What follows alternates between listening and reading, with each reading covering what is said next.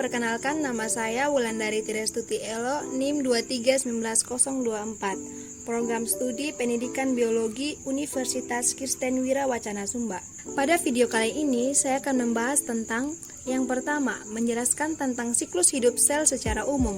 Kedua, menjelaskan tentang tahap interfase sel atau persiapan untuk membelah. Ketiga, menjelaskan tentang mitosis sel dan bagaimana proses tahapan-tahapan terjadi. Keempat, menjelaskan tentang meiosis sel dan bagaimana proses tahapan-tahapan terjadi. Pada poin pertama, saya akan menjelaskan tentang siklus hidup sel. Pengertian siklus hidup sel secara umum adalah siklus kehidupan sebuah sel. Siklus ini bertujuan untuk perkembangan dan pertumbuhan dari sel itu sendiri. Siklus sel diawali dengan sebuah sel induk dan akhiri dengan terbentuknya sel anak atau kematian sel. Pada siklus hidup sel terbagi dua macam pembelahan sel, yaitu mitosis dan meiosis. Sebelum ada mitosis atau meiosis, ada yang namanya interfase, fase persiapan.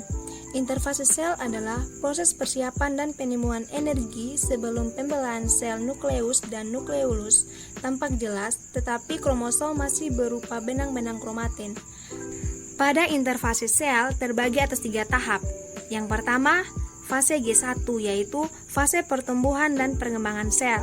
Kedua, fase S, yaitu fase replikasi DNA. Ketiga, fase G2, yaitu tahap akhir persiapan sel. Pada poin ketiga, seperti yang sudah dijelaskan pada awal video, pembelahan sel ada 2 macam. Yang pertama adalah mitosis. Mitosis adalah pembelahan mitosis terjadi pada sel-sel tumbuhan atau sel somatik makhluk hidup. Pada pembelahan ini dihasilkan sel anak yang mempunyai jumlah kromosom sama dengan kromosom sel induk. Pembelahan mitosis dibagi menjadi 4 tahapan, yaitu tahap pertama profase.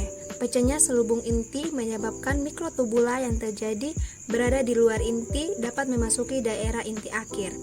Prometafase ditandai dengan bergeraknya kromosom ke bidang ekuator pembelahan.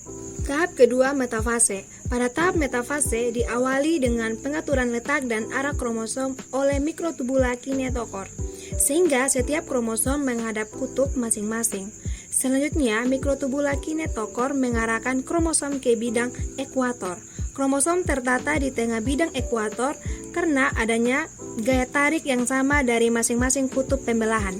Tahap ketiga, anafase. Diawali dengan terbelahnya kromosom menjadi 2 kromatida masing-masing dengan sebuah kinetokor.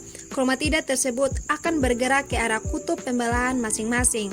Karena memendeknya mikrotubula kinetokor secara tiba-tiba disebut sebagai anafase A, dan saling menjauh kutub mitosis disebut anafase B.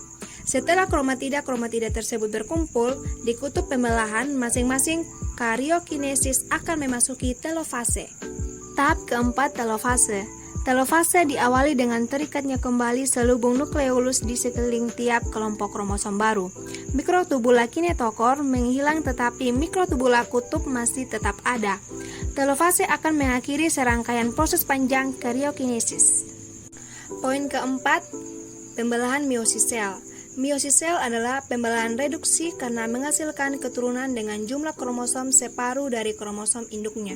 Pada proses pembelahan meiosis cukup panjang dibandingkan pembelahan mitosis. Pembelahan meiosis ini terdiri dari 2 tahap, yaitu meiosis 1 dan meiosis 2, dengan hasil akhirnya 4 sel. Tahapan proses meiosis ini terdiri dari profase 1, metafase 1, anafase 1, telofase 1, dilanjutkan dengan profase 2, metafase 2, anafase 2, dan telofase 2. Langsung saja masuk pada meiosis 1. Profase 1 ini terdiri dari 5 fase yang berbeda-beda. Fase pertama disebut dengan leptoten. Pada fase leptoten, kromatin-kromatin berubah menjadi kromosom. Kromosom terdiri dari 2 kromatid. Setelah fase leptoten ini selesai, fase selanjutnya yaitu fase sigoten. Dimulai pada fase sigoten, kromosom tersebut kemudian saling berpasangan dengan homolognya. Homolog disebut sinapsid. Fase selanjutnya disebut dengan pakitan. Di fase pakitan ada 2 aplikasi kromosom. Fase pakitan juga membentuk kromosom tetrad. Setelah fase pakitan ada yang namanya fase dipoten. Di fase dipoten ini terjadi pindah silang pada kelasnya. Setelah proses pindah silang ini terjadi fase selanjutnya yaitu Diakinesis. Ini membran inti hilang. Dengan berakhirnya fase diakinesis, maka profase 1 selesai. Proses setelah profase 1 disebut dengan metafase 1. Kromosom homolog mulai tersusun rapi di bagian ekuator. Di dalam metafase 1, kromosom tersusun di atas lempeng metafase. Selain itu, serat spindel menempel pada 2 sentromer di masing-masing kromosom homolog. Proses selanjutnya bernama anafase 1. Pada anafase 1, kromosom homolog akan bergerak menuju kutub yang berlawanan akibat tarikan dari benang gelendong. Selain itu juga akan terjadi reduksi kromosom.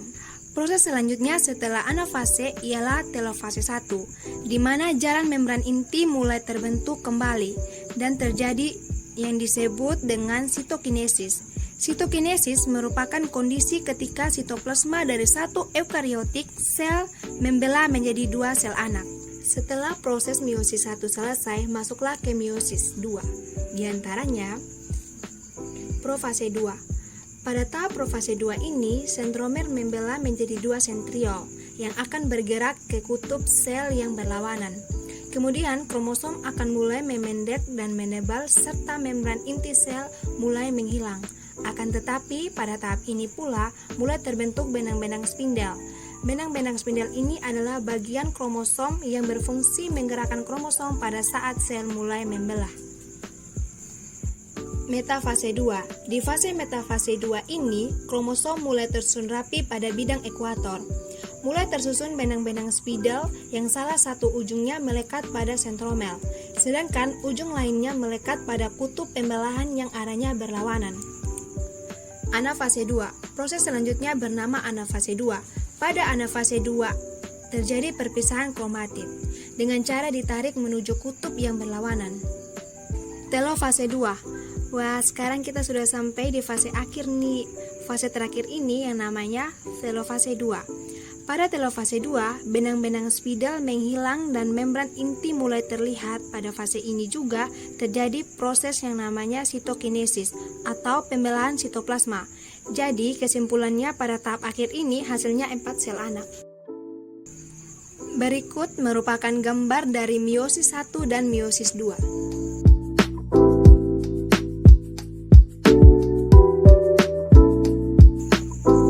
Demikian video pembelajaran ini, semoga bermanfaat. Terima kasih.